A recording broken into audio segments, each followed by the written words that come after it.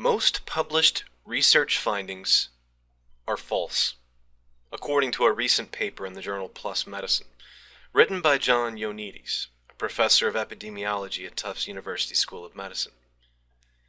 Well, I suppose we had a good run. I'll inform the other scientists we can start packing up our desks. Science as a human endeavor is dead. We'll just have to find something else to do.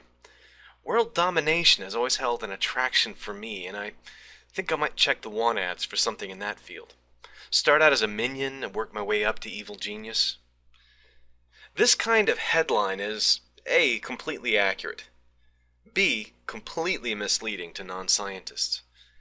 In fact, if someone quotes this at you, it's a good chance they've never read it, and also a reasonable chance that they're on the road to science denialism.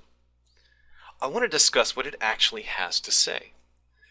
First, I want us to pick a medically relevant hypothesis. Let's say we decide that we hypothesize that black licorice can be shown to significantly increase cancer in rats. We actually need to set up two competing hypotheses: the alternative hypothesis, which we just stated, and the null hypothesis, which is that black licorice cannot be shown to significantly increase risk of cancer in rats. The word significant here has a specific meaning. It doesn't mean important or meaningful, so much as it is unlikely to have occurred by chance.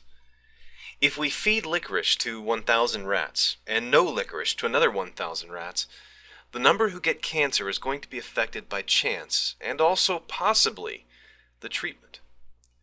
If we, for example, find that 50 of the control rats and 55 of the licorice-fed rats get cancer, is that a significant finding, or was it simply what we should have expected, given a normal random distribution of cancer risk? What about 50 and 60? Is that enough difference to say that black licorice is a scourge to mankind? Ronald Fisher, the evolutionary biologist and statistician, provides a way of answering this question. He set up a way to express whether something was significantly above random chance. First, we define our hypotheses, as we've already done. Second, we clearly define the statistical relationships and assumptions. Third, we make the observations and apply the appropriate test statistic. Fourth, we make a decision on the outcome of the test statistic, and we reject or fail to reject the null hypothesis. We always start from the position that the null cannot be rejected. In this case, that licorice is safe. If it were a new drug, the null hypothesis would be that it is not safe or that it is not effective. Only successfully rejecting the null would be a vindication of that new drug. Our prior assumption for something we've never tested before is that it doesn't have the desired effect. Our test statistic today, and this is a common one, is the student's t-test. It was developed by William Gossett, an Oxford graduate, a chemist working for Guinness Brewery, as a way of monitoring the quality of the stout being produced. It's not called Gossett's test because Claude Guinness didn't want his competitors to know he was using statistics to monitor quality. Instead, Gossett used a pen name, student. Fisher actually created the form we use today, but it still bears the pen name of a secret brewery mathematician. There are certain assumptions to a student's t-distribution: small sample size, unknown standard deviation for the population, and it looks a bit like a normal distribution but with heavier tails on either side. We take our population of rats and apply the test statistic. Now we need to decide at what level we will consider the results significant. Fisher proposed a standard 5% or 0.05 significance level, a value denoted as alpha or 1 minus beta. What does that mean? It means that there is a 5% chance that we will falsely conclude that there is a difference between the groups by chance alone. Take our example with 50 rats in the control group and 68 rats in the licorice group with cancer. We conclude that the difference is significant. But at this level, there's always a 5% chance we're falsely concluding there's a difference when no difference really exists. Out of every 100 such studies, we'll get a false conclusion in 5. We'll call this the false positive or type 1 error. There's the opposite error. This is where we reject the alternative hypothesis in favor of the null, even though there really is a difference. The drug is not safe, not effective, or the licorice is not a carcinogen, when it really is. This is a type 2 or false negative. The false negative is strongly affected by the power of a test. In our example, suppose we only had 10 rats in each group, and exactly 3 in each group got cancer. We might conclude that there is no significant difference between these two groups, but that's because the noise level contributed by randomness is so high.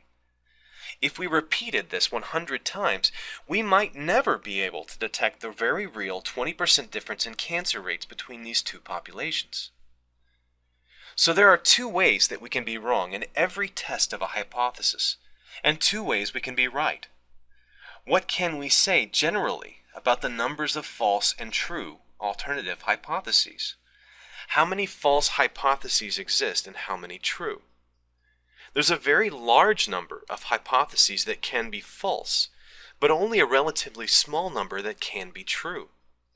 We can hypothesize a lot more things than can actually be demonstrated to be true.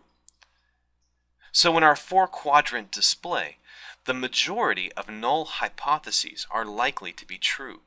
This makes that small 5% false positive error a pretty major contributor to coming to the wrong conclusions. I'm going to borrow an example from an excellent article by economist Alex Tabarrok on his blog, Marginal Revolution. Suppose we take 1,000 hypotheses. Assume that most of them will be false, for reasons we just discussed. 200 are true and 800 are false for our purposes. Our level of significance allows 5% of the false hypotheses to be true, so at least 40 will be false positives. From the true set, let's assume the power of our tests allows us to pick up 60% of the 200 true hypotheses. That gives us 160 total cases where we fail to reject the null, or if you prefer, where we support the hypothesis, but only 120 of that 160 are true positives, or 75%. The other 25% of the results are giving us the wrong answers, without any need for publication bias or researchers with conflicts of interest. There's more to it, of course. This was just where the objective numbers get us.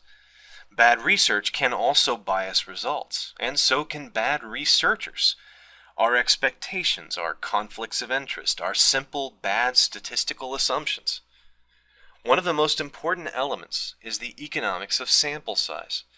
It's cost prohibitive to run trials with thousands of animal models or enrolled patients, yet that's what's needed when the effect size is relatively small. We often do good enough research and add caveats to the conclusions, saying that further study is warranted or calling the study a pilot study. So what should we do? Should I go get fitted out for my minion uniform of a spandex jumpsuit and hard hat with a stripe down the middle? No, and none of this is surprising to me. I think most young grad students learn this intuitively by conducting their own research and following the literature. Results are variable, and what starts as a very interesting outcome is less interesting when it's repeated, or when a larger sample size is used. Engaging in research has a way of grinding out the bright-eyed optimism and surprising results, even if your understanding of statistics isn't very deep. We learn to live with disappointment. So when someone sends me a single study in support of a surprising contradiction, I'm always very skeptical, even a little cynical, that this single outcome has destroyed our prior knowledge on the topic. Likewise, numerous small studies, each of them inappropriately small for the effect size, do not add up to a strong conclusion. What is needed is some way of applying a little extra caution for the really outrageous conclusions, and some have proposed just such a mechanism: Bayesian prior probability. This is a slightly subjective way of measuring what the likelihood of an alternative hypothesis is. Those that represent major departures from existing models need a stronger effect, a larger population, or less contribution from random noise. It's a way of codifying the basic skeptical, rational principle expounded by Carl Sagan. Extraordinary claims require extraordinary evidence. When we apply this to concepts like psi or precognition, which frequently find support for their hypotheses, but require a new theoretical model in multiple fields of science, it allows us to cut through 90% of research published with small sample sizes, or very small but significant differences. Scientists learn very early on in their careers that individual papers are interesting and can lead to marvelous discoveries, but cherry-picking single studies is never as reliable as looking at an entire body of literature on a topic. A single result, unless it is a truly definitive study, is not very persuasive when stacked against dozens of other papers with contradictory findings. In spite of what you may have been taught, a single documented exception to theory is not sufficient evidence to overturn it. What is needed, most of all, is repetition of good research, skepticism about weak or small studies, skepticism about very small effect sizes, and a good theoretical underpinning to the finding. We also need to learn the difference between evidence-based medicine, where a difference can be demonstrated between treatment and controls, and science-based medicine, where not only is there evidential support, but it also agrees with a theoretical or mechanistic understanding of the disease or condition or pathway. Surprising results we don't understand the mechanism of should be regarded with more skepticism. There are many documented cases where a researcher made bad choices in experimental design either intentionally or through simple bad judgment. I think the effect of researcher bias is a lot less prevalent than most people think, and researcher incompetence or simply sloppy design is a lot more common. We scientists need to be a little bit more strict about the misuse of the p-value statistic, or measurements of significance as the sole determinant of whether a result is real or not. There is more to research than simply observing statistical differences. It should certainly inform further research, but not be the end of it. We also need to get a lot better at communicating these concepts to journalists and policymakers and the general public. So how about our poor rats fed that nasty licorice? Do you feel a little differently about the importance of the outcome of our study? Even if we find a significant result, that result on its own is probably not enough to ban licorice. Politicians and journalists, like most of the general public, don't get this, and so policy choices are often made on bad understanding of research outcomes. I hope when you're presented with some similar finding on a new cure for cancer or some new association is found between people who watch YouTube videos and IQ, you'll apply a little bit of extra skepticism.